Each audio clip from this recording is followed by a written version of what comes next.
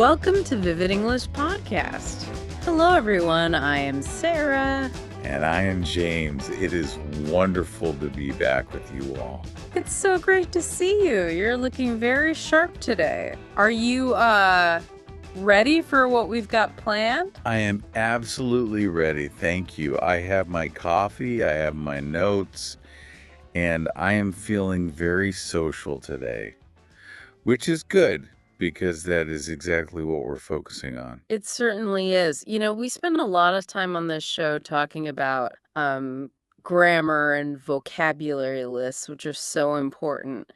But there's this whole other side of English that is, well, it can be terrifying for people. It's the social side. You are so right. It's that moment when you meet someone cool, maybe a potential friend or a colleague, and you want to move that relationship from just an acquaintance to a real friend. Yeah, You have to actually ask them to do something. exactly. And that feels so high stakes. If you use the wrong phrase, you might sound aggressive.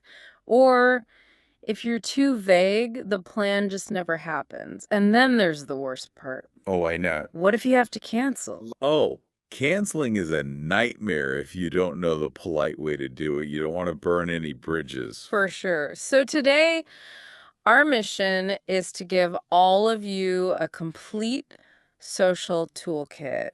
We're going to look at how to propose a plan without being awkward, how to confirm it, how to back out gracefully if life gets in the way.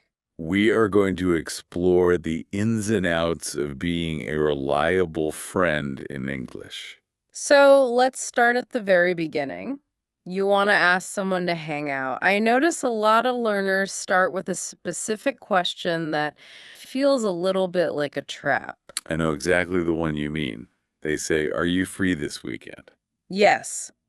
Are you free this weekend? Now, grammatically, that's a perfect sentence. It is, but socially, it's a bit dangerous. Think about it. If I ask you, "Are you free this weekend?" What is your immediate reaction?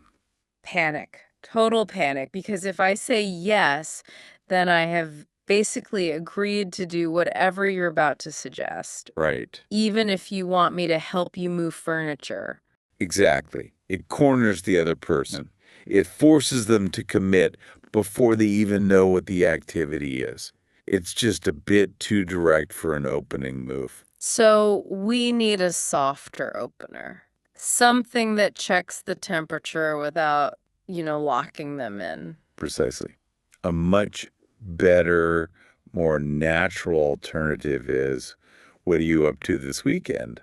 Or maybe, "What are you up to on Saturday?" What are you up to? I use that all the time. It feels so much lighter, doesn't it? It's so casual. It gives the other person an out. They can say, "Oh, I'm really busy." And the conversation just ends there with no awkwardness. Mm-hmm. Or they can say, "Nothing much, just relaxing." Mm-hmm. And that is your green light. Okay, so we have the green light. They're free. Now we have to actually suggest an activity. We can't just stare at them. We need some verbs. We do. And here's a pro tip. We want to sound casual. We don't want it to sound like a formal invitation to a ball. So instead of say, "Would you like to drink coffee?" try, "Do you want to grab coffee?" Grab. It's such a funny word when you think about it.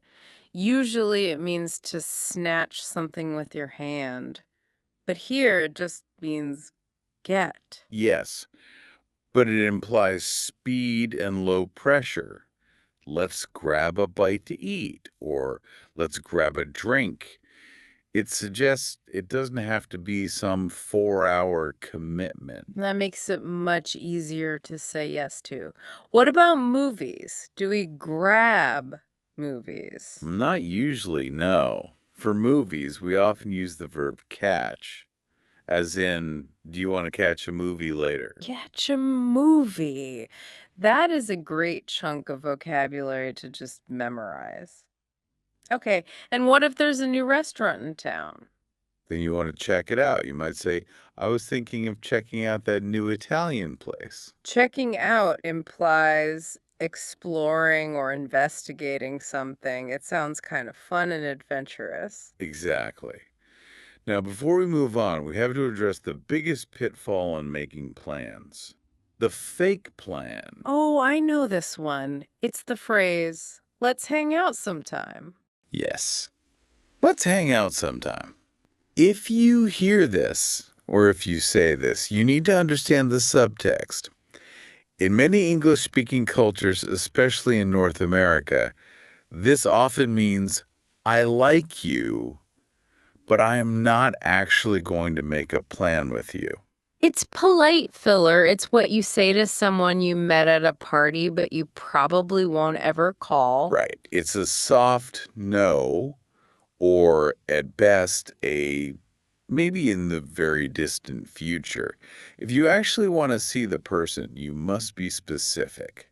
So specificity is the cure. 100%. Don't say sometime.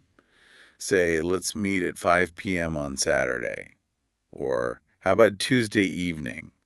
That turns a vague idea into a real plan. Okay, so let's assume we were specific. We set a time. We're meeting Saturday at 7 p.m. But now it's Saturday morning. Do I just show up and hope you're there? You could, but I would not recommend it. This brings us to a really important cultural habit, the day of check-in. I sometimes worry about this. If I text you on the day we're supposed to meet, does it make me look insecure? Like I'm worried you forgot about me? Not at all. I actually see it as a sign of confidence and respect. It shows you value your time and my time. You're just confirming the logistics. Okay, that makes me feel a lot better. So what do I say? I don't want to write, a formal letter. Keep it short. The classic phrase is, are we still on for tonight? Are we still on? That is so common. It's just three little words, but it does so much work, doesn't it? It really does. It gives me a chance to say, yes, can't wait. Or if I have totally forgotten, it saves us both from a disaster. Another one I use is just checking in to see if we're still meeting at 7. Perfect. Just checking in. It's so breezy and light, and honestly, it prevents that terrible feeling of sitting alone in a restaurant, checking your phone while the waiter gives you pitying looks. Ugh. We have all been there, and we want to avoid that at all costs. Hmm. Now, this touches on a deeper issue, reliability. We have a specific word for people who are not reliable, right? We do. We call them flaky. Flaky, like a pastry. Yeah, exactly. Imagine a croissant. It crumbles when you touch it. It doesn't hold its structure. A flaky person is the same. They make plans, they seem excited, but when the time comes, they crumble. They cancel at the last minute, or they just don't show up. And I think it's important to mention that in English-speaking cultures, particularly in the US and the UK, being flaky carries a pretty heavy social penalty. It really does. Time is viewed as a commodity. Time is money, as the saying Yeah. goes. So if you flake on someone, you are essentially stealing their time. If you do it once, people might forgive you. If you do it twice, You stop getting invitations. you do. And then there's the extreme version of flaking. Ghosting. This is a term that really exploded with online dating, but it happens in friendships too. Hmm. It means vanishing completely. Mm-hmm. No text, no explanation. You just stop existing to that person. It is incredibly hurtful. Mm, It leaves the other person wondering what they did wrong. It's cowardice, really. It's avoiding a difficult conversation. right. And look, we get it. Sometimes you simply cannot make it to a plan. Life happens, you get sick, work explodes, your car breaks down. For sure. So the goal isn't to never cancel. The goal is to cancel in a way that protects the relationship. We want to break the plan without breaking the friendship. Beautifully put. Yeah. And to do that, we have a formula. It's 3 steps. If you follow these 3 steps, your friends will not think you are flaky. Okay, lay it on us. What is the formula? Step 1, the apology. Step 2, the reason. And step 3, the rain check. Let's break these down. Step 1, the apology. This doesn't need to be dramatic, right? I don't need to beg for forgiveness. No, please don't beg. That gets awkward. A simple, sincere, I'm so sorry, but I don't think I can make it is perfect. Note the phrasing, I don't think I can make it. It's a soft way of saying, I am not coming. Right. Then comes step 2, the reason. This is where I think learners get nervous. They feel like they have to explain everything to prove they aren't lying. And that is actually the mistake. If you give me a 10-minute story about your cat, I start to think you're making it all up. So keep it simple. Keep it very simple. Something came up at work. That is the ultimate shield. No one questions a work emergency. That is a good one. What if I'm just sick? I'm feeling a bit under the weather. Under the weather, that's a classic idiom. It just means you have a cold or you're just not feeling 100%. Exactly. Or even just, I'm running really low on energy. Honesty is usually fine if you have a good friend. Okay, so we have apologized and we have given a simple reason. Now, for step 3, you said this is the most important part, the rain check. The rain check is the savior. This phrase comes from baseball history, actually. If a game was rained out, you got a ticket or rain check to come back another day. So, when we use it in social life, what are we actually saying? We are saying, I am rejecting this specific time slot, but I am not rejecting you. That is such a crucial distinction. It is everything. If you just say, I can't make it, I feel rejected. If you say, I can't make it, can we take a rain check for next week? I feel valued. I know you still want to see me. It bridges the gap to the next meeting. Exactly. You are immediately attempting to reschedule. Can we reschedule for Tuesday? Or let's do this next week instead. I think we should hear this in action. Let's do a little improv. I want to hear how this sounds in a natural flow. Let's do it. Okay, scenario. We have plans to get dinner tonight, but you are just exhausted. You had a terrible day. You need to cancel on me. I'll be the friend waiting for your text. Okay. Ring ring. Hey. Are we still on for the night? Hey. Look, I am so incredibly sorry, but I don't think I'm gonna be able to make it tonight. Oh no. Is everything okay? Yeah, everything is fine. I'm just feeling a bit under the weather, and I think I need to get some rest. I feel terrible about canceling so late. Oh, honestly, don't even worry about it. Go rest. Thanks for understanding. Can we take a rain check?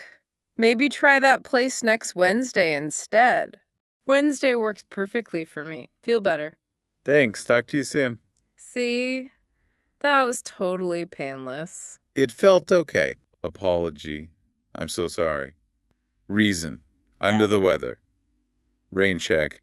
Next Wednesday. Now, there is one more logistical hurdle we need to clear. Punctuality. Ah, yes, the clock. Different cultures view time very, very differently. In some places, 7:00 p.m. means 8:00 p.m. In the US, UK, Canada, 7:00 p.m. usually means 7:00 p.m. or maybe 7:05. We have what we call the 10-minute rule, right? Right. If you are less than 10 minutes late, you are safe. You're still technically on time, though you should apologize when you arrive. But if you are going to be more than 10 minutes late, you must communicate. And we have a specific verb phrase for this. We don't say, I'm walking late. No, we say, I'm running late. Even if you are sitting in traffic not moving an inch, you are running late. So a text might look like, hey, running a bit late. Be there in 15. Perfect.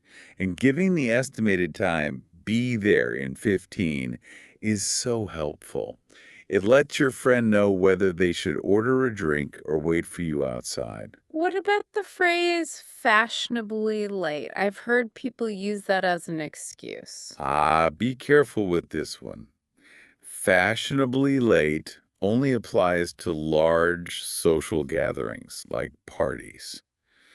If a party starts at 8, arriving at 8 might actually be awkward because the host is still setting up. Right. Arriving at 8:30 is fashionably late. It makes you look busy and popular. But But if you are meeting for dinner, just the two of us. then being late is not fashionable. It is just rude. Do not try to be fashionably late for a one-on-one coffee date. That is very good advice. Now, before we wrap up, I want to talk about accepting invitations. If someone asks me out and I want to go, I want to sound enthusiastic. Yes, don't just say, okay, that sounds so bored. Try, I'd love to, or sounds like a plan. Sounds like a plan. I love that one. It feels very decisive. Or for a group thing, count me in. It shows you're part of the team. And if I have to say no, not cancel, but just decline the invitation from the start. The polite structure is essentially positive, then negative. Give us an example. I'd love to, but I already have plans. Ah.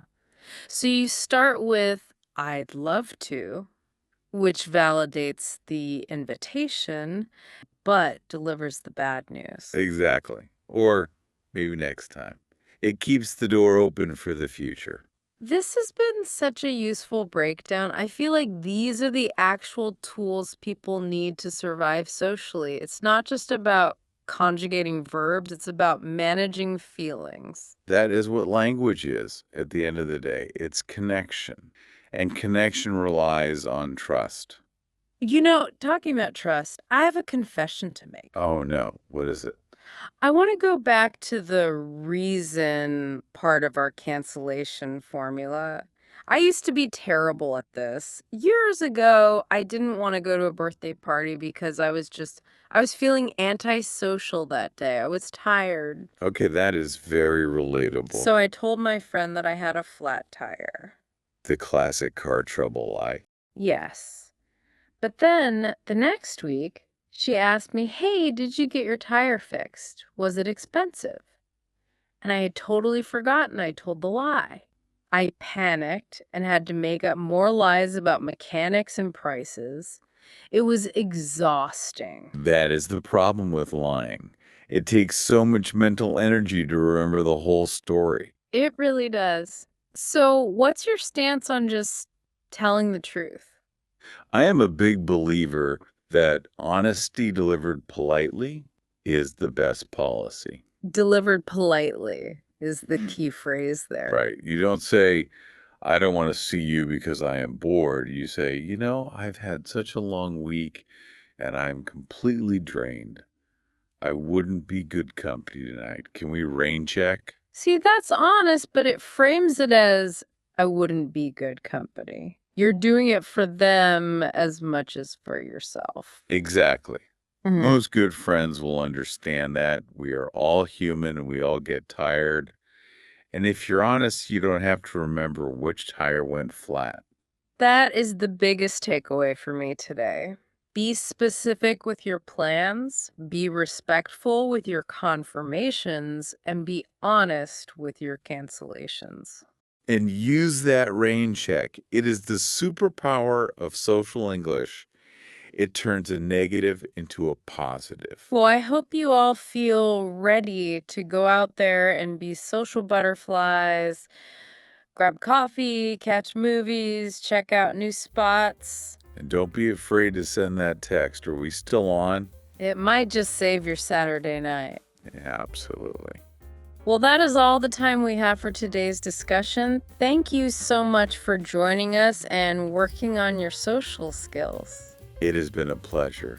We really hope these tips help you navigate your next friend date with confidence.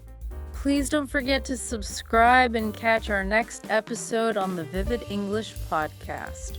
We have so many more topics to explore with you. Yes, be sure to tune in to Vivid English Podcast next time. We love having you with us. Thanks for listening, everyone. Bye-bye.